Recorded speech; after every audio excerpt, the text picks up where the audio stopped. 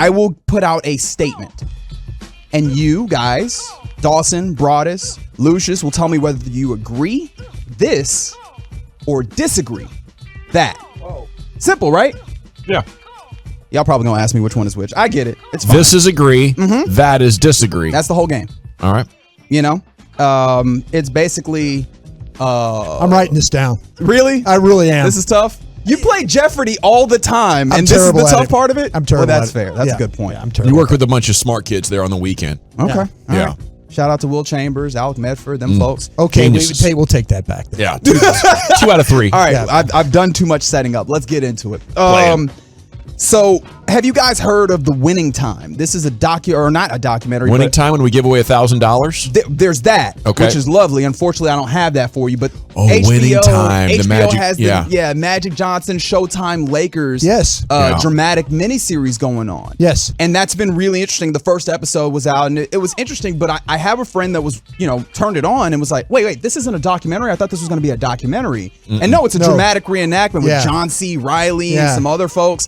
And, it's fun, but it's not the documentary they were coming for. And I personally am of the opinion that in that instance, I'd much rather a documentary than a dramatic reenactment. So let's start with you, Dawson. Documentary versus dramatic reenactment, I'd rather take the documentary. This or that. If a documentary is great, I would absolutely love it, but I'm going to go with that because I think they've done a tremendous job based on the reviews that I've read so far. I'm looking forward to see it. They're saying it might be one of the best things on TV.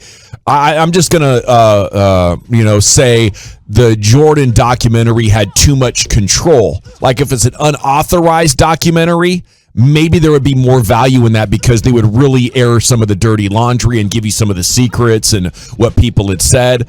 But when you let the subject of the documentary dictate all the content, I think I'd rather have the dramatic reenactment. I think it's got kind of a Playmakers type of vibe to it. So I'm looking forward to checking it out. Yeah, it's pretty cool. But in a general sense, what do you think it brought us? I know you're not a huge media man, but Yeah, I'm going to go with this. Okay. I'm going to go with this because I tend to find I'm better off with the documentaries because on a lot of those Netflix things that I watch, I like history things.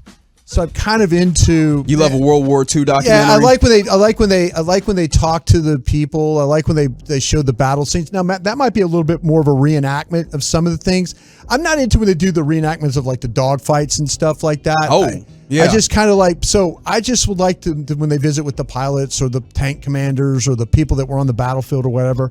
So I'm a little bit more of a documentary than I am the reenactment. Is that the Michael Vick story with the dog fighting you were talking about? Yeah, that was different kind of dog fighting. That was a documentary, yeah, for sure. I apologize. It might be for my laughing. Laker hate. It might really be that I don't want any more of their history. Just give me a good show with probably half naked ladies and stuff running around the parties. You are correct. You haven't even watched it. And yes, that's exactly what happens in episode 1. What you thinking, Lucius? I'm riding with this. Let's go. Yeah, I'd rather see a documentary because sometimes I don't know what's real and what's not real. Like, what did you put in there for me to just pay attention to your show? Yeah, I need the documentary version. And I want the unauthorized version. I want the one that they tried to get a lawsuit against before he even got out. Yeah, that one right there. Magic is pleading, please don't put that out. Right. Lord Jesus, I'm married now. I want that one. His attorneys are releasing statements, threatening lawsuits. Yeah, that's the how show you know must it's good. go on, though. When you start getting statements before it releases, it's like, we want you to know, not everything that happens here is right. We dispute the claims, and this is going to be fire. This is going to be great. Get the re-details on Magic Johnson and Isaiah Thomas. So how are we feeling about this? This feel like it's working out? That's a good segment. Yeah. All right. Yeah. Let's keep it moving then, as this one is the one that got people going. It gets the people going. There you go. One of the things I love this segment as a vehicle to talk about scraps from time to time. In the great words of the American philosopher Matthew Kelly Barnes, violence is never the answer. Rather, sometimes it is, though. Yeah. So we're just gonna talk about hypothetical fighting. Okay. So with college football coaches, some of them can be real ornery. Yeah. And this all came from the, basketball coach of Michigan who maybe got into a little bit of a scrap himself. Yes. But I was thinking on it, and I came to the conclusion that of all time, the college football coach, or head coach rather, that I would least like to fight, Ed Orgeron. LSU. Yeah. Dawson, or Broadus, would you like to take this one since that was your former head ball coach?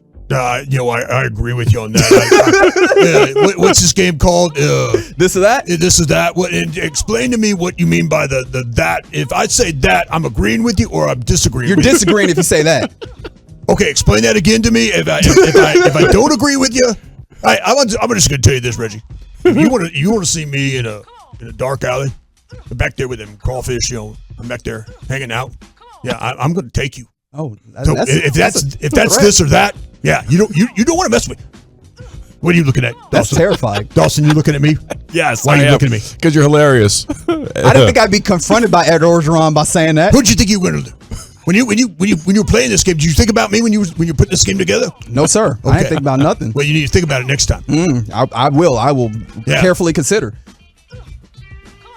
I don't know. I'll say Bob Knight. So I guess I don't know. I don't see Ed Orgeron is too big in a bad way to be that worried about him because I know I could run from him. You think you could? Oh yeah, absolutely. I could get away from that. That man works out all the time. He does, but it's all like powerlifting, and he's you, Dawson. He's so heavy. You trip. You out there trip. You don't fall on the ground.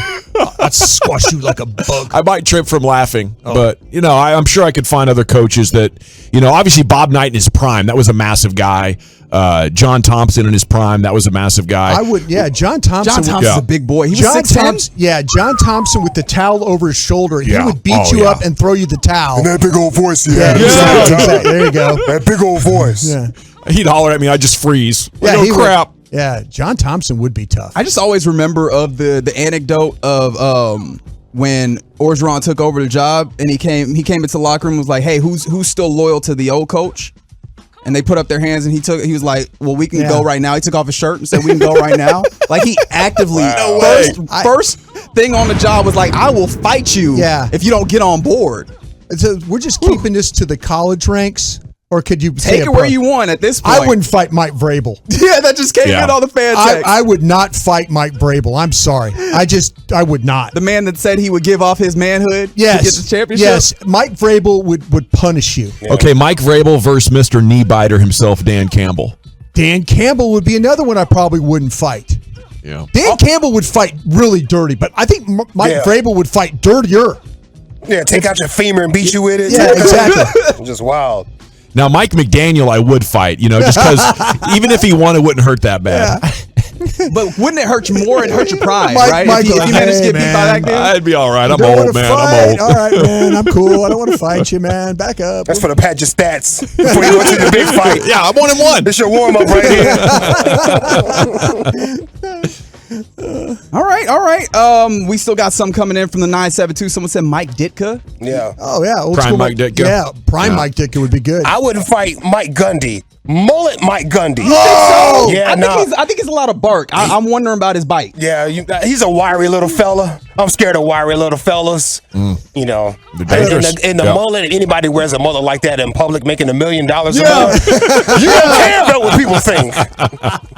Oh, 817 Charlie Strong. He was pretty intimidating. Ooh. Oh, yeah. Chuck Strong gives me very strong, father vibes. Like, I'm disappointed in you. Yeah. Go give me a switch. Like, that's what it feels like Charlie Strong's about. He looks military. Chuck Strong. Does he look like his name is Chuck, right? Yeah. On the Twitch, everybody's saying Jason Garrett. They'd fight Jason Garrett. Oh, well, yeah, you would fight him. Dominated by Jason Garrett. You think so? He's in great shape. You get beat up by Jason Garrett, Runs 3 miles every day. You think? You can see it in his eyes, man. Yeah. That man is ready for somebody to fight. He is waiting. Man, Twitch, they're not loving you right now. Through all his polite talk, he's just in the back of his head. I wish you would. Yes. I wish that you man would will try it. Fight you. Who's Twitch not loving, Brian? They saying that you guys are not loving you guys because they're thinking they could beat up Garrett. Oh yeah.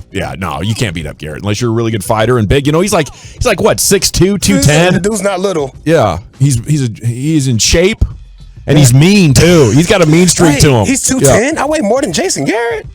He might be heavier than that. He's got to weigh She more would than take him. Don't say that. You would. I don't want him to hear it. Even on the rolly cart. No, I don't 6'2", 200 is where he's listed, and I think he's at his playing weight. Yeah. Trousers still fit and everything. I do love this one because this was Same terrifying. outfit every day. From the 210, Mike Singletary is one No. that I don't want. I don't want any part of. You have to lay him. You have to do the Lord's work on him. You have to lay him down. That's a good call. Respectfully. I need tools. I need I need extra stuff. It can't just be hand-to-hand combat. That would be a problem. Tools. Yeah, for real. Smoke bombs, all types of Something. stuff. I need something.